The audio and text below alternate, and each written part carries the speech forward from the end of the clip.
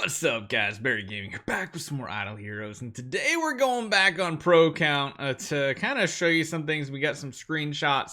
He did a little tweaking offline last night, did a bunch of attempts, and managed to do something pretty crazy in Forest Sealand, and it kind of has to do with Valkyrie, but surprisingly, Starlight is the star. So hopefully you guys enjoy this one.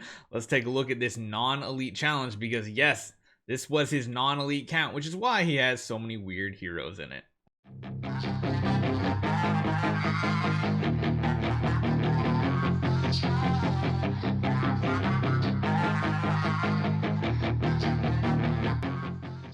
So before we actually get into the gist of how this was actually done, granted, yes, there were some additional E5 heroes that would not traditionally need to be done. Normally, you'd probably have like a Garuda with a Rogan in the front row. Something like that is the standard, the industry standard for Sealand clear. But this one is interesting because it has the Valkyrie in the back row, Gru and Rosa in the front row, full tank mode pretty much. Gru with Kiss a Ghost, that is very interesting, but the healing probably keeps him going for quite a while. And this is the other big surprise here, Starlight. So Starlight only has 5-star gear on, has an AMB for survivability, and is going for attack-oriented stuffs. Well, do you see how much damage she did compared to the Valkyrie?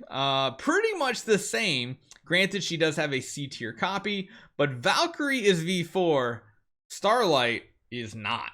So this is probably something that confuses a lot of people because, well, if you haven't been playing the game since like 2018-ish, probably maybe even 2017, you might have never even looked at Starlight. You might not have even looked at Valkyrie if you started 2020 or sooner, like or more recently.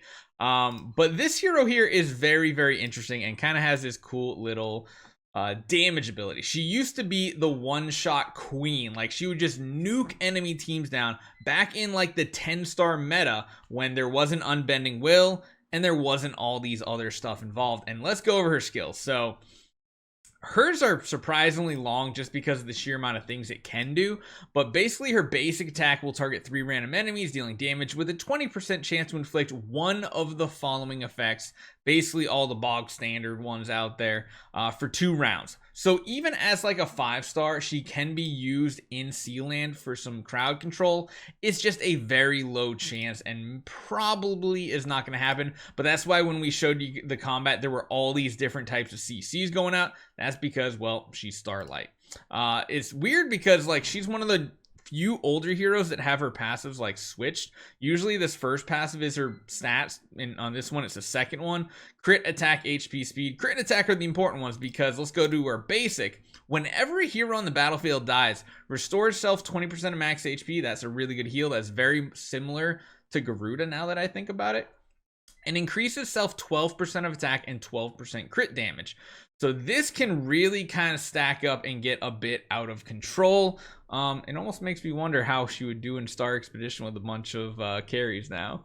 It kind of makes me wonder that. Granted, there's no way she'd be strong enough without inference and everything, but she's very much like a Garuda style hero. And then her active ability to cash in on all of that attack and crit damage.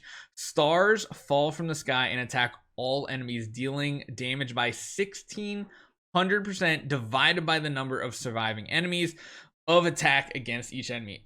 I don't know why I didn't really notice this sooner, but she's literally Garuda version 1.0. Garuda is Garuda version 2.0.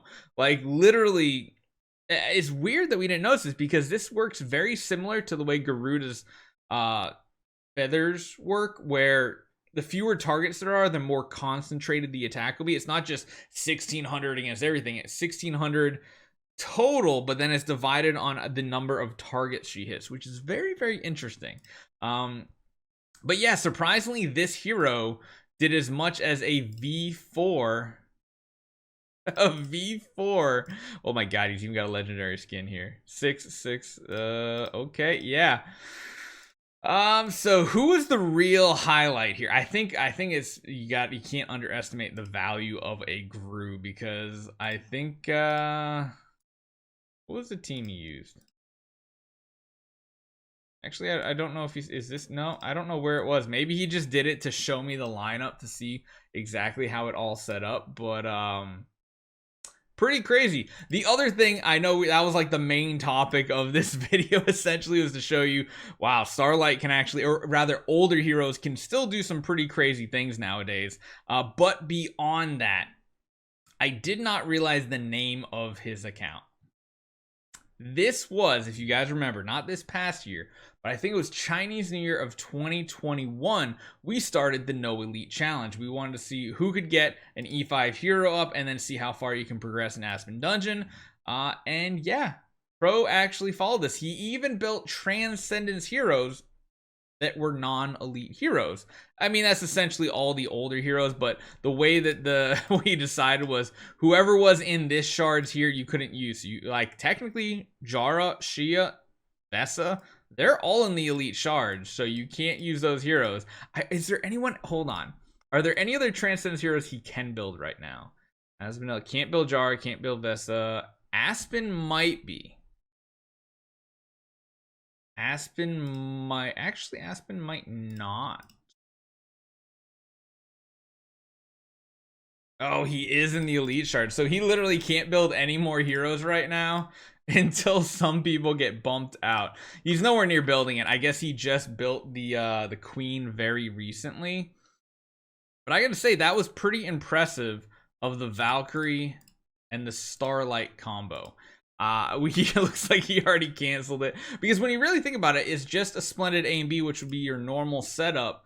I wonder if it could have been done if he didn't have the Rosa and the Gru, because that's really the big difference here, is having those heroes to tank rounds does make a significant difference.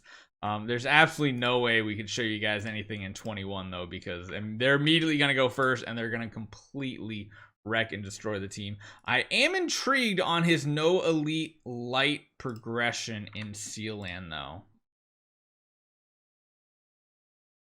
He's on the boss wave. He's got a lot of y'all just chilling around. I mean, he's even got this. Oh my goodness. So he's even got a core on this Asmodel. This is interesting. Granted, most of these Michelles are just going to die instantly, but they're kind of just to keep him going. If I remember correctly, we had to run control immunity on ours, I think, to actually get this wave to work out for us. What does he have? Crit damage, crit, and damage reduction. I think what we did was he took this off. We had to run control immunity. And I think that's the way we had any type of chance beating this wave. I wonder if putting him in the front row, since everybody's going to die anyway. Because, like, he just has to not get controlled. That's the only way we win this. And I think we won it with, like, the Fox as well on our own account. Yeah, see, that is the problem, because he's not fast enough. He needs to get an active off as well, which is very, very difficult. Very difficult, but you can kind of see he just needs 1 or 2 really strong actives to have a chance here. Yeah, see, he's just getting controlled all over the place. Guild Tech, of course, definitely matters. You need to max out that Guild Tech for Horrify and Petrify. Because right there, he's just getting horrified every single time. And he's going after the enemy. It's just never going to be a good look for him the way this is situated.